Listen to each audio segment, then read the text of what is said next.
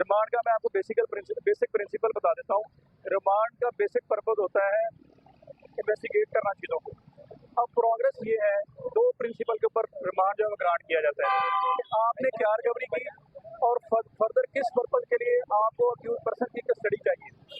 तो अभी तक ये जो चीज़ें आज भी FIA कोई MCCA कोई स्पेशल चीज़ सामने नहीं लेकर आया।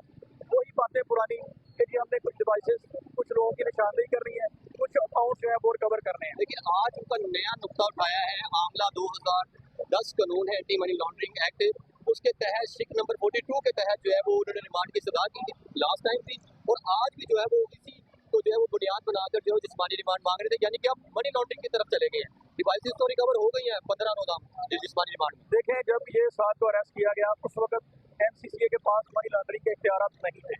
ये इख्तियारात उनके पास 26 अगस्त 2025 को आए। फेडरल गवर्नमेंट ने सडनली एक नोटिफिकेशन जारी किया जिसके तहत उन्होंने कहा कि जी हमने इनको ये इख्तियारात दे दिए। अब हमें ये नहीं समझ आ रही कि जब उस वक्त जब एक शख्स को अरेस्ट किया गया उस वक्त एक कानून ही मौजूद नहीं है, इख्तियारात ही मौजूद नहीं है। उससे पहले उन्होंने एक प्री ट्रायल जजमेंट इस हवाले से देना शुरू कर दी थी। बहरहाल अभी उन्होंने, आपकी बात दुरुस्त है, इस हवाले से फर्दर उसको लिंकर ऑन करने के लिए एक लेम एक्सक्यूज है और कोई रीजन नहीं दी। उन्होंने मनी लॉन्ड्रिंग के हवाले से बात करके। अच्छा ये बताइएगा, हमने अक्सर देखा है पाकिस्तान में लॉज तब बनते हैं जब स्पेशल लोगों के लिए स्पेशल ट्रीटमेंट किया जाता है। नकीब भाई क्या इतने स्पेशल हो गया कि उनके लिए एक नोटिफिकेशन कर दिया गया है NCCI को, जो नोटिफाई कर दिया गया कि वो एंटी मनी लॉन्ड्रिंग का काम करें, जबकि FIA के अंदर एक बाकायदा तौर पर सर्कल मौजूद है एंटी मनी लॉन्ड्रिंग। ये नहीं हो सकता था कि इनको उनके पास रेफर कर देते और वो कानून के मुताबिक करते, इन्हीं को क्यों जो है इस एक्ट में या इनको तरमीम करते हुए जो है वो इख्तियार दिए गए?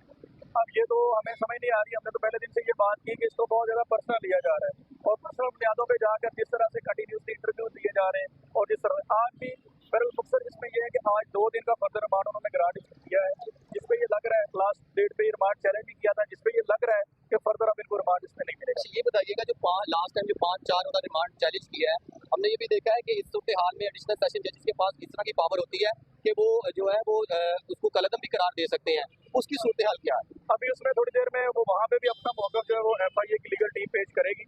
आज यहाँ पे भी अदालत में आपने देखा कि उनकी लीगल टीम पेश हो गई थी। उसका मकसद ये है कि अदालत ने last time district and session court ने जुडिशल मजिस्ट्रेट से और MCCA से रिटन रिप्लाई जो है इस हवाले से मांगा था कि ये जो इलीगल रिमांड लिया गया काउंसिल की गैर मौजूदगी में, ये देखिए high court rules and regulation की सीधी सीधी वायलेशन है।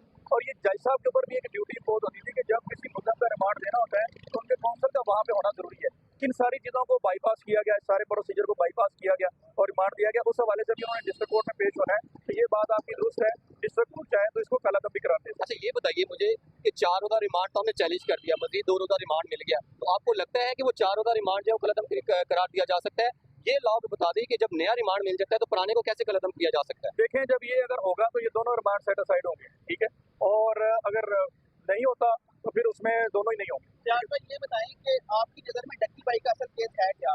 देखिए, मेरी नज़र में तो ये केस बनता ही नहीं है। देखिए, ये केस आप कह रहे हैं प्रमोशन के हवाले से, गैम्बलिंग की प्रमोशन के हवाले से पाकिस्तान में कोई लॉ ही नहीं है, कोई जुए के हवाले से है और उन्होंने सेक्शन जो ऐड किए हैं वो किए हैं फ्रॉड के हवाले से।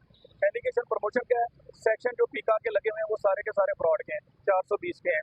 उस हवाले से उनके पास कोई प्राइवेट कंप्लेनेंट नहीं है, कोई विक्टिम नहीं है। तो ये केस उनका हवा में लटक रहा है और फर्दर वो बात कर रहे हैं मनी लॉन्ड्रिंग।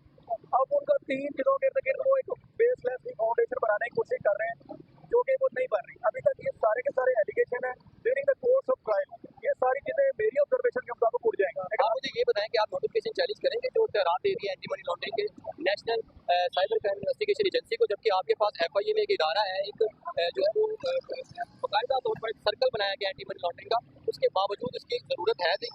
आप मुझे पता कि नोटिफिकेशन चैलेंज करना चाहिए उसके मुकाबले मेरी ऑब्जर्वेशन के मुताबिक ये नोटिफिकेशन चैलेंज नहीं होगा। इस चीज़ को चैलेंज किया जा सकता है कि जब ये अरेस्ट किया गया, जब ये ऐप की प्रमोशन की गई, उस वक्त इस तरह का कोई कानून मौजूद नहीं था। देखिए डिजिटल मार्केटिंग ऐप के हवाले से की जा रही है, तो फिर उस हवाले से तो जो है वो NCCA एक्शन कर सकती है। आप कह रहे हैं कि वो जुए को नहीं कर रहे, वो इसमें ये कह रहे हैं कि जो प्रमोशन की गई है गैर कानूनी, उस हवाले से प्रमोशन के हवाले से कोई एक सेक्शन बता दें जो prevention of electronic crime act में मौजूद हो, कोई भी नहीं है, ठीक है।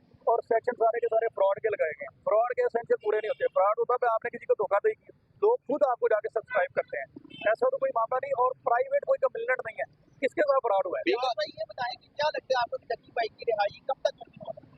देखें, ये तो अब इन्वेस्टिगेशन का प्रोसेस है, ये जुडिशियल होने के बाद अब इस तरह से रिकवरी और ये मामला प्रोसेस तैयार कर गया। ये थोड़ा लंबा लग रहा है और इसमें अच्छा ये बताइए कि जो सेक्शन लगाए गए हैं इसकी सजा कितनी है?